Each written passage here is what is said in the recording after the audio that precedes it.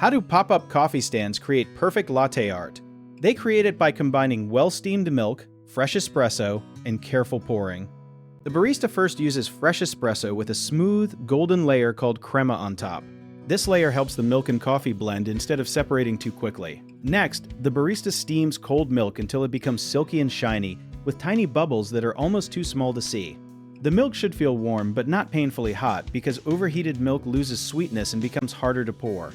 A helpful target is about 140 degrees Fahrenheit, though experienced baristas often judge by touch. The cup is tilted, and the milk is poured slowly from high up at first so it mixes into the espresso.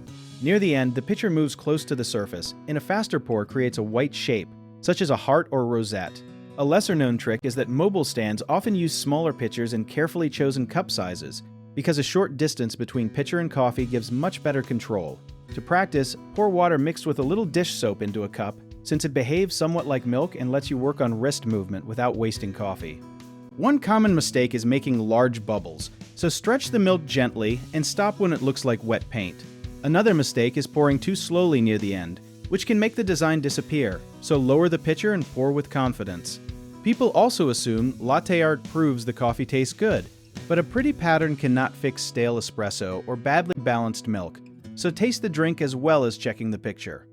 If you need help with a project, search for trusted, affordable local contractors at www.bighomeprojects.com.